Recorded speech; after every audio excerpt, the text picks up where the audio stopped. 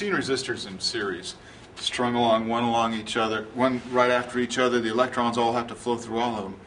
Now let's look at resistors in parallel. I'll show you what it looks like.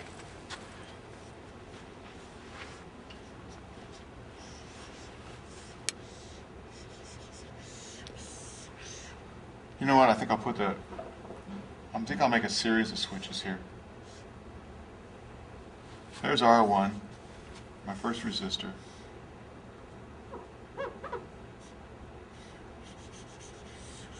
There's R2, second resistor. It could be any number, but 3 seems kind of nice.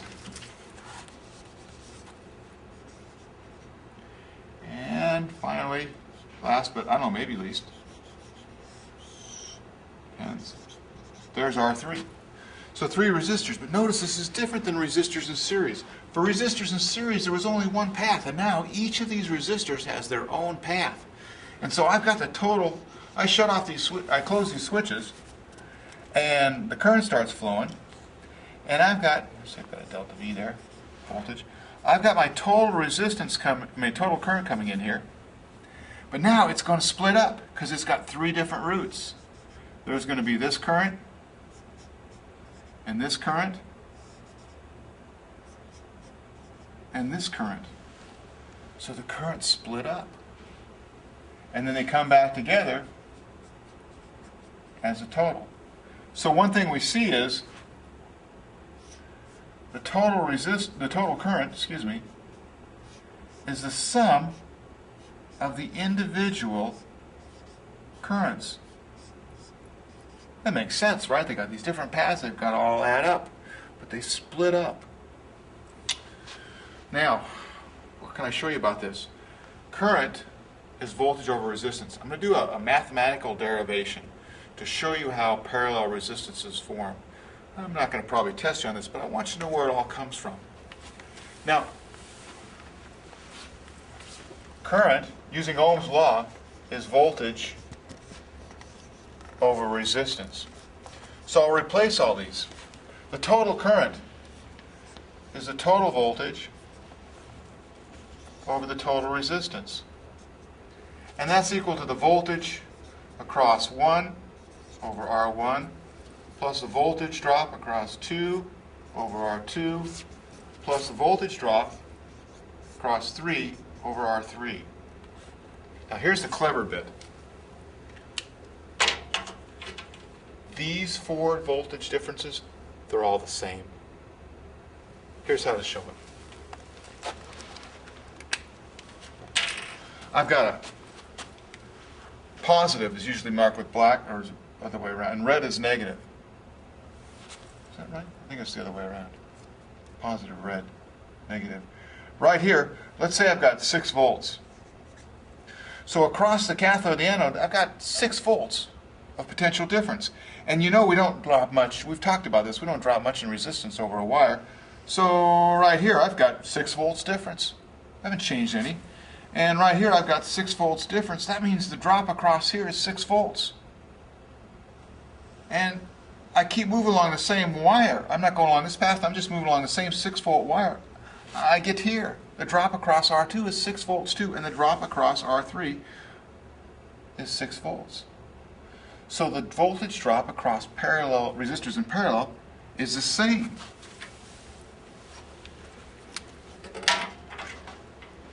So what happens, what we wind up with is the total voltage drop of 6 volts is the same across V1, across R1, as it is across the second resistor, equals, as it is across the third resistor. These guys are all the same. That means I can divide through by this voltage. They'll all cancel out. And that gives me 1 over the total resistance is equal to 1 over R1 plus 1 over R2 plus 1 over R3. Now this isn't the final answer because you know it's not in a working equation format. I don't want to know what 1 over R total is. I want to know what R total is, the total resistance. So I flip them over. Now I can't flip over R1, R2, R3 separately. I've got to get a common denominator. So this is what you wind up with. I'm just going to write it out. For resistors in parallel, the total resistance is 1 over R1 plus 1 over R2 plus 1 over R3. And what happens is, as you add resistors in series, resistance goes up. But as you add resistors in parallel, it lowers the resistance. And the reason is, it allows more paths through which the flow can come in.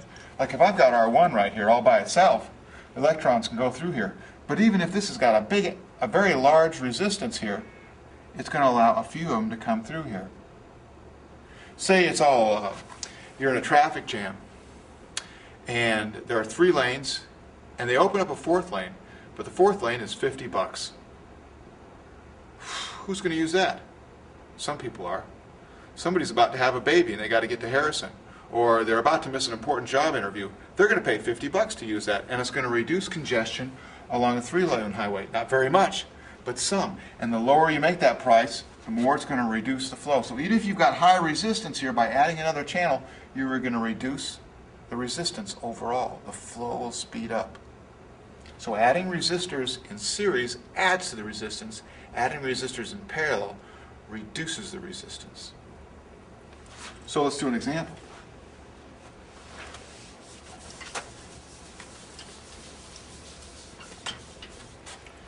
Let's see, there's my equation. I'll write it out again.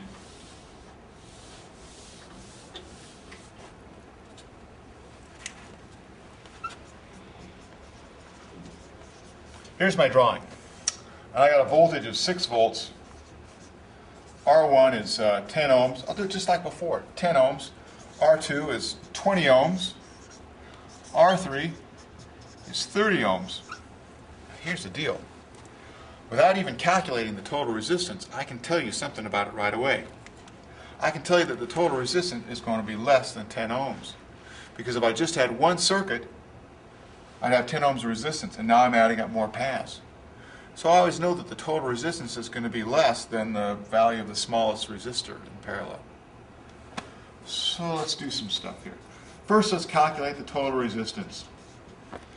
Total resistance, and you know I'll make you write all this out, is 1 over R1 plus 1 over R2 plus 1 over R3 plus, if I have more, 1 over R4, it just keeps going, equals 1 over 10 ohms plus 1 over 20 ohms plus 1 over 30 ohms. 1 over ohms is ohms, so that's good. Now you could figure out the common denominator here. It should be like 60, and this would be 2 plus 3 is 5, plus 6 would be like 11, 60, 11. It should be like, 4.8 or something. But here's a better way to do it. With your calculator has either a 1 over x or x to the minus 1 function. And what it does is it takes a number and it flips it over. If you put in a 10 and you say x to the minus 1 or 1 over x, whatever you got, you put in that 10, you push that button, it makes it 1/10. It flips it over. So what I'll do is I'll put in a 10 and I'll flip it over. I've got a 1 over x button. And then I'll add it, I'll say plus 20, flip the 20 over, plus 30, flip the 30 over, and now I've got everything on the bottom. And now I flip it over one more time. I do a 1 over x of that. Oh, I was wrong. I went the wrong way. I get 5.45 ohms.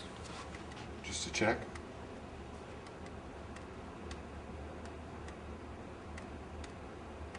Yeah. So notice the final value is less. It's a little over half the smallest value. That's the deal. So we've got total resistance is 1 over R1 plus 1 over R2 plus 1 over R3.